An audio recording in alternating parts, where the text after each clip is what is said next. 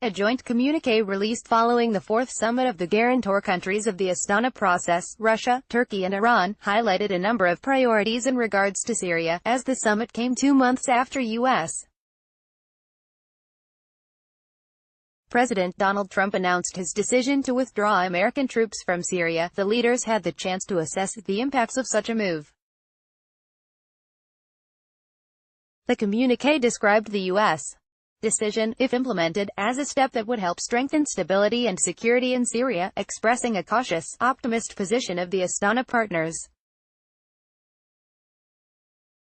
All three leaders have conveyed, at the press conference, their skepticism about the pace and the scope of the U.S. withdrawal, with Russia and Iran insisting that the Syrian army should take the control of territories to be abandoned by the American troops. In relation to this, the communiqué also addressed the situation in the northeast of Syria, an area where Turkey wants to set up a security zone against the presence of the YPG. It said the presidents agreed to coordinate their activities to ensure security, safety and stability in this area, including through existing agreements, while respecting the sovereignty and territorial integrity of the country. The existing agreements referred to in this communiqué as the 1998 dated Adana Accord between Turkey and Syria that stipulates the latter's responsibilities in stopping the use of its territories as a launchpad by terrorist organizations to attack Turkey. It should be noted that Iranian President Hassan Rouhani echoed Russian President Vladimir Putin that the Adana Accord would best serve to address Turkey's legitimate security concerns. Russia and Iran have urged, once again, that dialogue between Ankara and Damascus was necessary to quell new sources of conflicts and tension in the war-torn country. Neither Russia nor Iran have been observed as giving a full green light to Turkey's aspirations in setting up a security zone throughout the summit, although President Recep Tayyip Erdogan expressed his satisfaction over Moscow's approval of Turkish plans in northeastern Syria. The Russian position is still softer than the Iranian one, as Moscow seems to be ready to negotiate for a limited setting along the Turkish-Syrian border.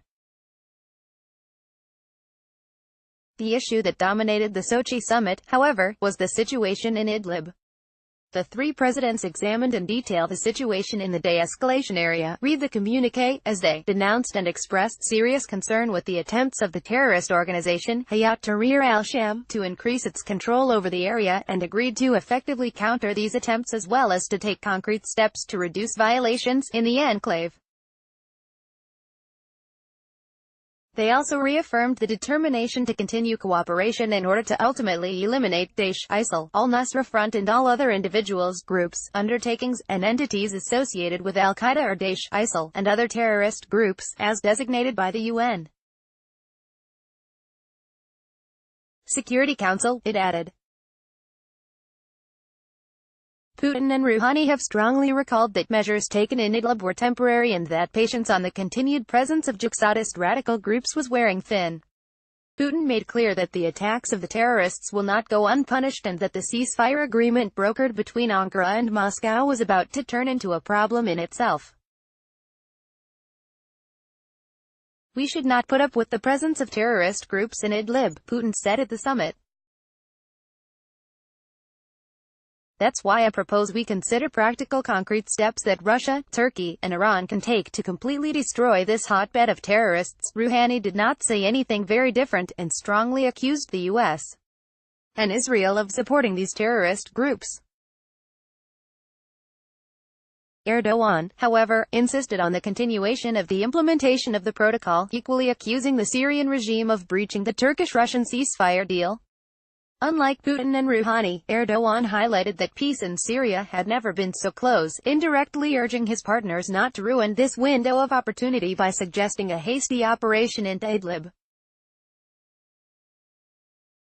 As this communiqué reiterates that the definitive objective of three guarantor countries is to ultimately eliminate all jihadist terror groups in Idlib, it seems an operation is just a matter of time. Putin and Rouhani will sure be sensitive in not creating trouble for Erdogan before the upcoming local elections on March 31. The post-election period, however, may witness a change in their positions with regard to eliminating jihadist groups in Idlib in line with a joint decision. Syrian war, Turkey, Russia.